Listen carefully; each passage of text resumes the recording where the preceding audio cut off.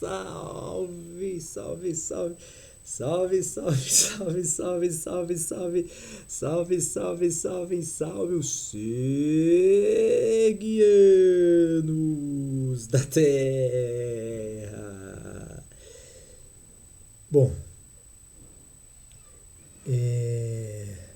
já são alguns dias aí sem contato com os serguianos, mas agora a gente retorna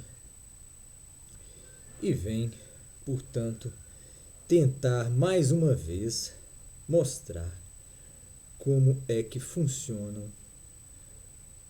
os saberes neste planeta tão distante, o planeta serguiano.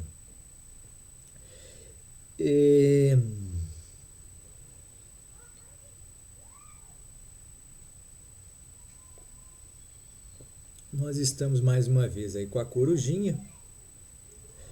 Ela é quem é nossa guardiã. Para quem não sabe, isso aqui é uma hora extra que ela está fazendo.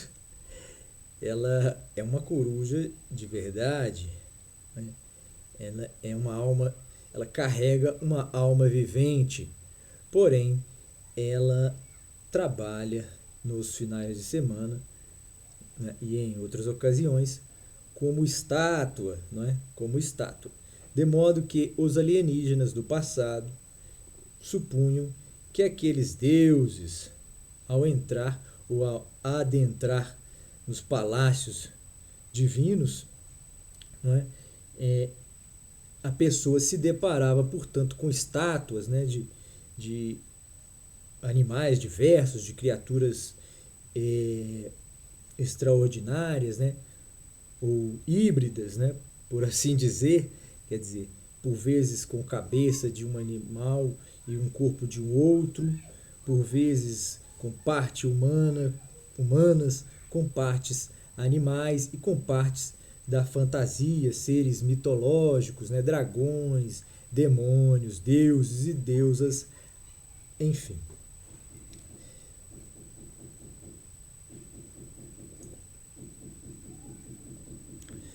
Vocês vejam bem que a gente pode tentar tratar de alguns assuntos aí para a gente tentar esclarecer. Agora a gente vai estar falando tentar o tempo todo, porque agora daqui para frente é um jogo de erro e de tentativa e erro, né? A humanidade se encontrou aí nesse jogo de tentativa e erro.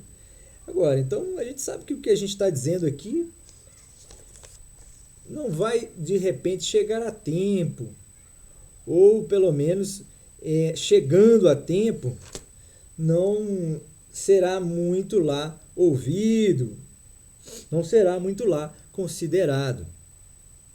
Agora, no entanto, né, ou entretanto, né, a gente sabe que ainda assim a informação será proveitosa, né? Não importa muito o horário, a ocasião em que ela chegue, né?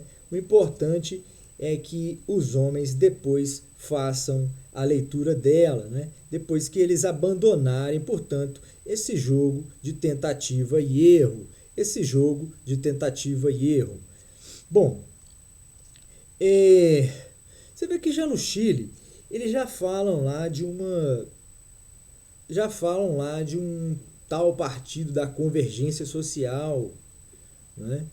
Que não é para falar de uma forma diferente de que eles não são bem esquerdistas, não. Isso aí é uma forma que ele encontrou, né, de criar uma nomenclatura, né, de criar um termo dentro de uma nomenclatura, de uma suposta nomenclatura, né, e que de alguma forma preservasse alguns princípios da esquerda, né, mas que não fosse confundido com o comunismo praticado no mundo até então, né?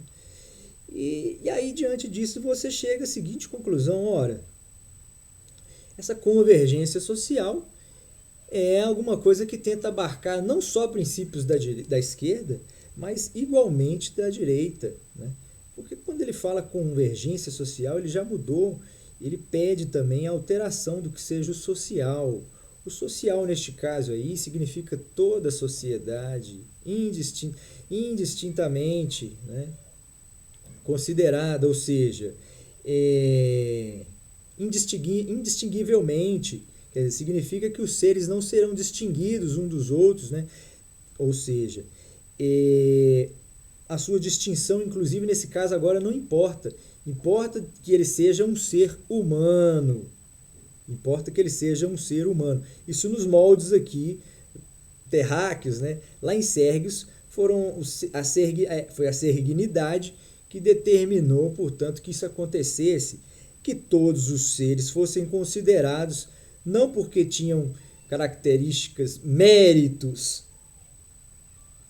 distintos uns dos outros, né? Inclusive nós vamos fazer uma referência aqui agora a uma bandeira, não é, artística aí do Randolph Lamonier, né? Portanto, aí o artista contemporâneo, talvez de maior expressão aí no mundo, né? Que também ainda não foi auditado, né? Não foi reconhecido, né? Quer dizer, o conhecimento dele reclama também um reconhecimento mundial. Agora, eu acho que o futuro aí do lamonianismo está atrelado aí a uma teoria aí como essa dos alienígenas do passado, ou então até mesmo dos serguianos, né?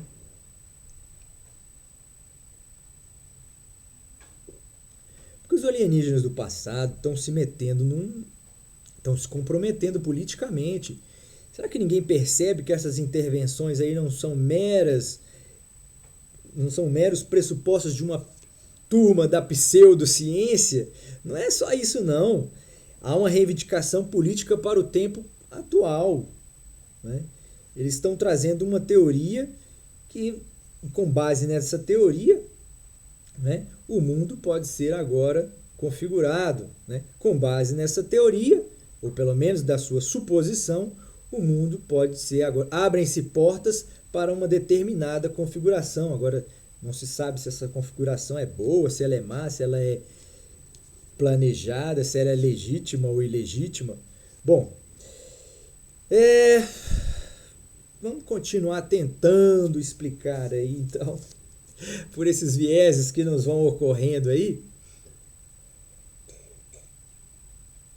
naturalmente que já fazem parte de uma doutrina, e essa doutrina foi explicada aí nos cursos, nas aulas, nos vídeos anteriores, né?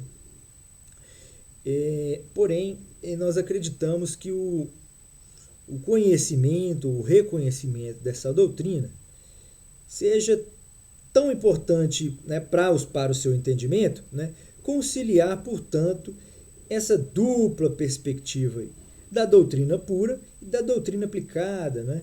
A doutrina aplicada é essa que nós estamos tratando aí nos últimos vídeos. Quem está acompanhando aí o canal vai se dar conta, quando essa mensagem chegar, não importa, né? É porque às vezes as pessoas se preocupam muito com o momento da chegada da comunicação, né? Mas esse é o reflexo do mundo, né? Essa ansiedade pela comunicação com o outro, né? Acima de tudo, acho que os serguianos fazem isso, eles conseguem promover a retomada, né, dessa conversa, a reaproximação da direita com a esquerda, né? É a reaproximação dos ricos com os pobres, é a reaproximação dos fracos com os fortes, é a reaproximação de um reinício, de uma nova etapa da vida humana, né? Porque é dessa maneira que devem aí, é uma saída viável aí para o ser humano, né? Isso ocorreu em Sérgios, os serguianos estão muito discretamente, dizendo que para eles aquela postura e aquela posição foram úteis, mas no entanto ele não quer também se comprometer, não é? Com a nossa escolha, né? Ele, portanto, ele acima de tudo preocupa-se em manter essa imparcialidade aí de modo que não nos cause nenhuma influência aí sobre as suas decisões, sobre as nossas decisões, quer dizer, no entanto, né, há uma coisa que os serguianos trazem que, de qualquer modo, por nós já havia sido referendada ou referendado, né, é o critério, portanto, da razão. Né? Nós somos seres que nos apresentamos como seres de razão, como seres de razão.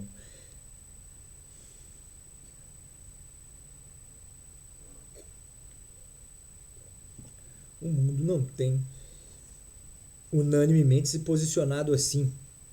Porém, a maior parte das pessoas tem noção do que seja isso e tem o desejo iminente, não é? Pulsante, não é? Extravagante de tornar-se um ser mais sofisticado do que é, de tornar-se um ser mais sofisticado intelectualmente do que é. Intelectualmente do que é.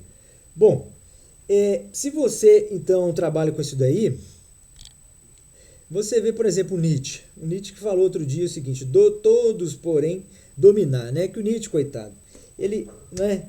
Ele era muito melindroso, né?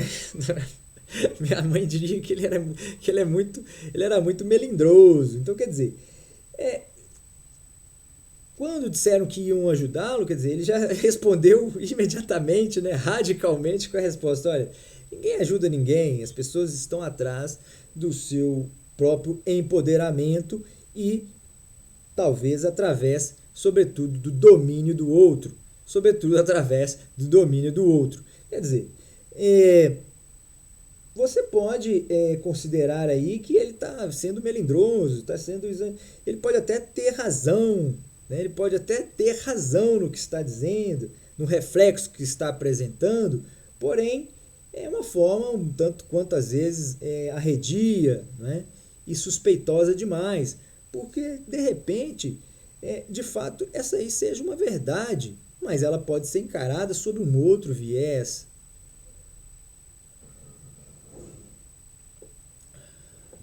Nós não queremos necessariamente dominar o outro, mas empoderarmos-nos, sim, claro. Bom, como que se pode fazer isso? De várias maneiras possíveis, né? Eu posso empoderar a mim mesmo através do empoderamento social, através do empoderamento coletivo, através do empoderamento da minha raça, da minha espécie. Bom, se essa for uma opção, o que tem de mais, Nietzsche? Os seres humanos desejarem isso, né? Talvez você não tivesse contemplado aí no seu tempo a possibilidade de que esse desejo latente de poder não pudesse suplantar ou catalisar, não é? Uma transformação. Eu queria usar essa palavra catalisar, não é? Quer dizer, criar uma, enfim, em suma, não é? Criar uma situação aonde o desejo de domínio não significasse sempre inexoravelmente a subjugação do outro, né? A subjugação do outro, a completa derrota e extermínio do outro. Uma situação aonde o outro é colocado como um escravo, é colocado como um servidor, é colocado como um ser vivente igual, semelhante, porém diferente de vós ou diferente de você, quer dizer. E isso é o que apavorava o Nietzsche, né? Isso é que apavorava o Nietzsche. Ele dizia: olha, se o homem lhe chamar de burro por mais de ou duas vezes, ou três vezes, alguma coisa assim. Se algum homem te comparar com um burro, ou te xingar, ou te bater três vezes, você, pelo amor de Deus, nessa, na quarta vez você dobre-se de quatro, né? E faça tudo que o seu mestre mandar. Quer dizer, obedeça como um cavalo, uma mula deve obedecer, porque essa, segundo Nietzsche, seria, portanto, a sua natureza.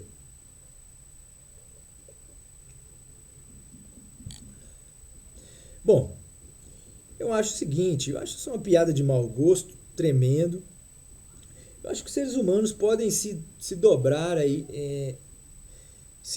não só duas, três, quatro, cinco vezes, mas quantas vezes forem necessárias para ele finalmente empenhar-se em melhorar a si mesmo através do melhoramento do outro ou da sua espécie, vale dizer, da sua espécie, da sua raça. Bom, se isso for uma hipótese, como nós temos dito aí, então é o que eu estou dizendo para o Nietzsche quando eu falo de coitado, né?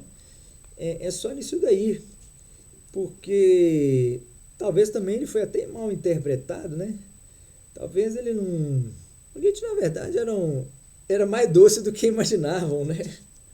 Do que imaginam as pessoas, né? Quando você sabe lá da relação dele lá com a, com a irmã dele, quer dizer, é uma coisa terrível, mas tudo bem. Os seres humanos têm que aprender que para serem considerados como o Nietzsche foi considerado, né, eles precisam encontrar um sistema alternativo de relação social, um que cause essa capacidade de que todos os seres sejam coadjuvantes da existência, né, coadjuvantes da vida, né, coadjuvantes sociais. Quer dizer, é um mundo de utopia, evidentemente. Hoje é um mundo de utopia. E a utopia é isso. Esse carro-chefe, esse norte, essa estrela guia, né? Esses seres, portanto, que guiam, né? Os seres guiam, os ser guianos. Né? Bom, o Randolph falou uma coisa legal, né? Eu estava dizendo, ele falou uma coisa legal num trabalho seu, num mural, né? Esse é o gênero artístico, né? O mural do universo das artes plásticas, não é? E através de uma espécie de bricolagem, esse mural é construído com palavras, com letras que formam o seguinte enunciado, né? Que eu não vou me lembrar agora, mas dizia alguma coisa sobre o mito da meritocracia. Nós já dissemos aí um pouquinho agora, né? Nós estamos com 18 minutos e 37. Nós falamos agora há pouco aí sobre ou como isso se dá aí no lamonianismo, né? No lamonierismo, né? Bom, o Randolph Lamonier, né? O doutrinador do lamonierismo, né? A doutrina artística muda, quer dizer, que não fala, né? Ela só escreve, ela não fala, ela só escreve. É preciso ela falar aí agora para a gente, afinal de contas, qual será a sua decisão, qual será a sua decisão política, né? Toda arte tem que decidir-se politicamente, toda arte tem que decidir-se politicamente, mas não de uma forma censurada, autocensurada, mas pelo contrário, expressa, explícita e escancarada, né? É preciso então uma arte mais agressiva, mais criativa, né? Agressiva no sentido criativo, de provocar a reivindicação geral da sua convicção política. Opa. Vamos usar a garrafinha da água serguiana. abastecer a taça serguiana, não é? Um brinde aí, portanto, aos serguianos.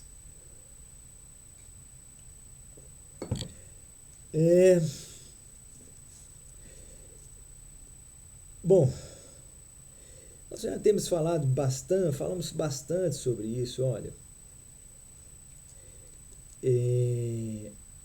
A esquerda diz que não há, que é o neoliberalismo que predomina o mundo. E, no entanto, a direita diz que não há direita, não há capitalismo, né? Países que são supostamente países de onde vige o capitalismo e supostamente, portanto, direitistas, né? Um país de hegemonia direitista, você de repente vê uma grande parte da população pelo menos aceitando a suposição, né, pelo menos supostamente, né, de que o mundo, afinal de contas, no mundo não existisse, portanto, um capitalismo, mas, diferentemente, um cartelismo, né? Quer dizer, é o que nós temos explicado aí nos vídeos anteriores, nos debruçamos sobre isso daí, explicamos repetidamente, né? Porque você vê, a direita fala que não tem direita e a esquerda fala que não tem esquerda. Então, quer dizer, cada um dos dois quer dar uma coisa para o povo. E para fazer essa concessão aí, né, que ambos fazem, né, a direita faz consigo mesma e a esquerda faz com a direita, e depois elas se entrecruzam, né, nos seus contratos, quer dizer, formando essa impressão de que tanto uma quanto a outra são empregados do mesmo grupo, da mesma elite, da mesma empregadora. Quer dizer, é possível que isso aconteça, a gente tem falado sobre isso. Agora, o que é preciso ficar claro nisso daqui, uma ideia nova, que isso aí ninguém tem contemplado isso, a gente não percebeu isso ainda ser levantado, é esse fato, não é, de que cada uma delas, a esquerda e a direita, quando precisa sacrificar alguma coisa, como elas querem objetos benéficos para o homem, né, mas que são diferentes, quer dizer, a esquerda quer o dinheiro e a direita quer a moral, né? Agora,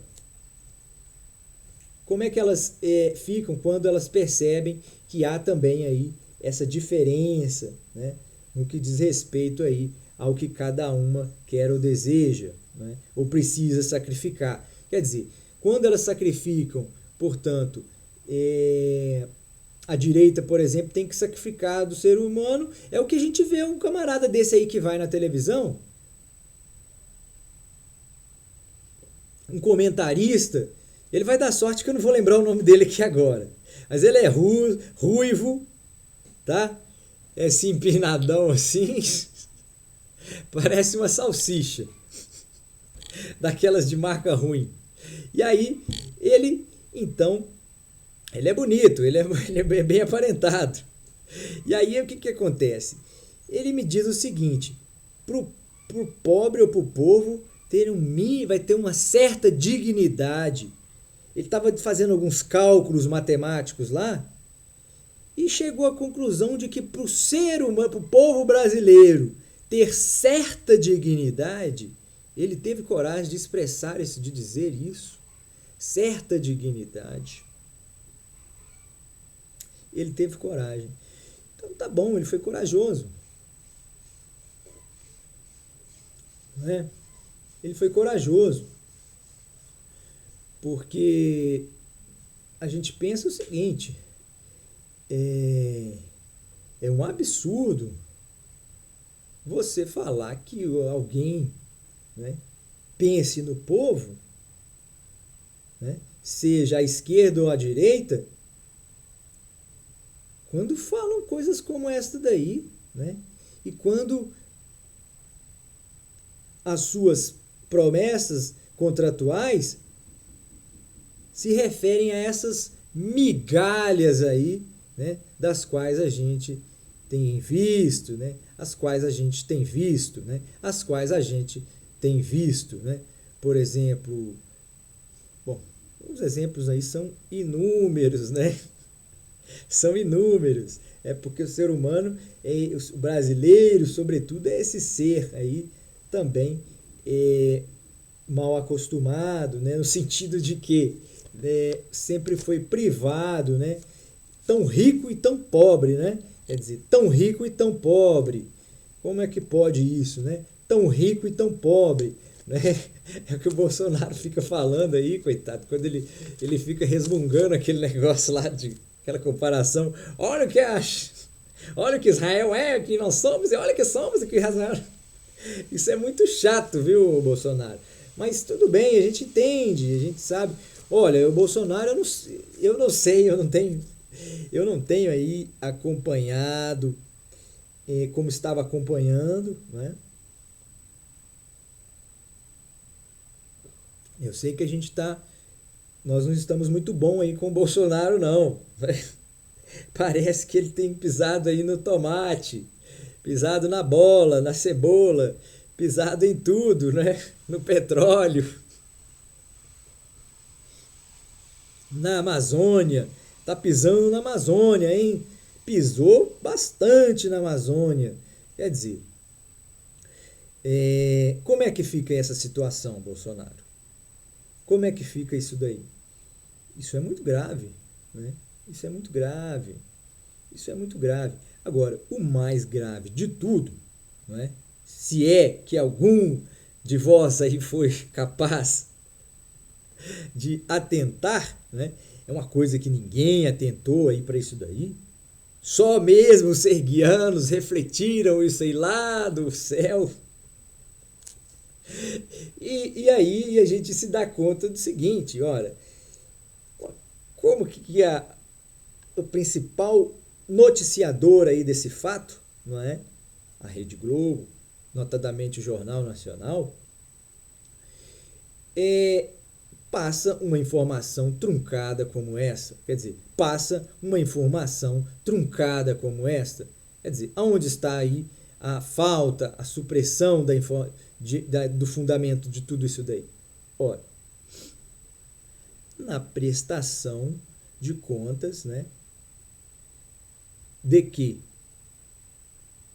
a emissora e o jornal investigará quem são aqueles que, afinal de contas, desmataram a floresta.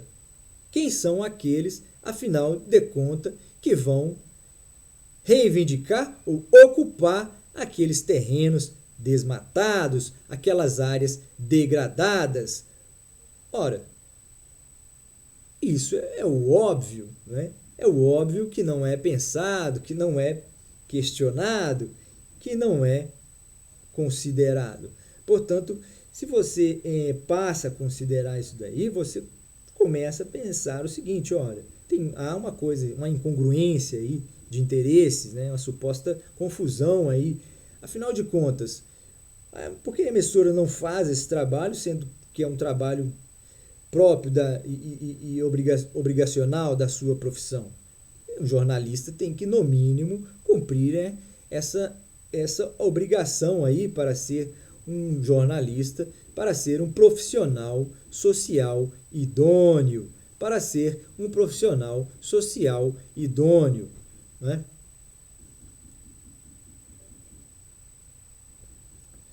Porque seria supostamente fácil, né? Ou supostamente fácil, porque é claro que a recuperação de uma mata, né, como essa é algo que bom, não é para agora, isso aí levaria muito tempo, né?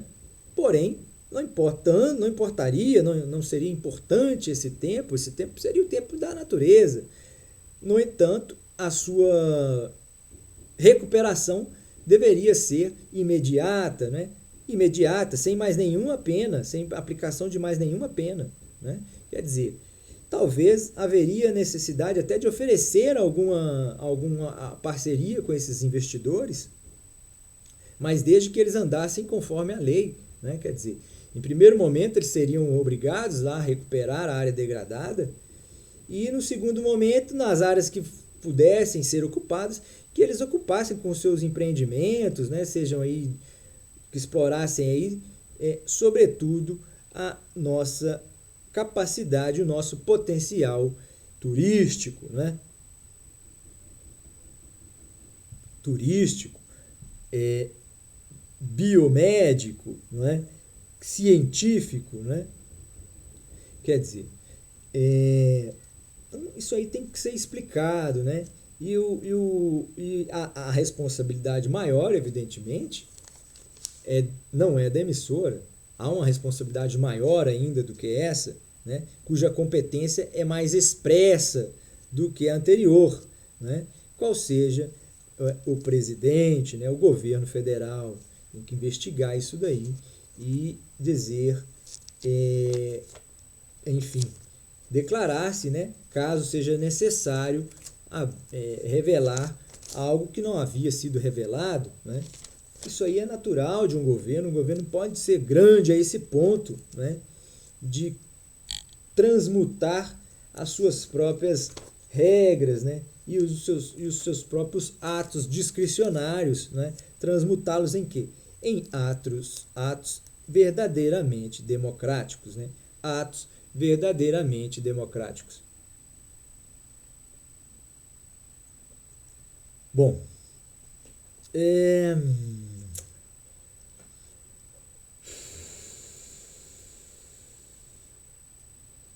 então aí, tem mais uma frase maravilhosa do Randolph aí, consta até do nosso texto, Sérgios 2200, o grande seminário, né? Nós estamos trabalhando aí na correção desse texto. Eu acho que aqui eu até acabei aqui com o que eu queria dizer, então vou precisar realmente de fazer a leitura lá do texto para levantar algum questionamento.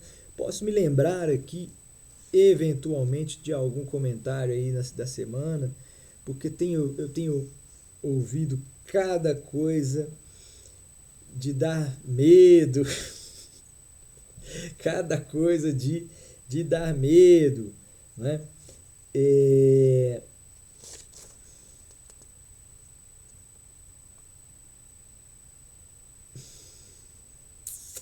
Cada coisa de dar medo. Vamos ver se a gente lembra. Nós não estamos acompanhando aí como estávamos, né?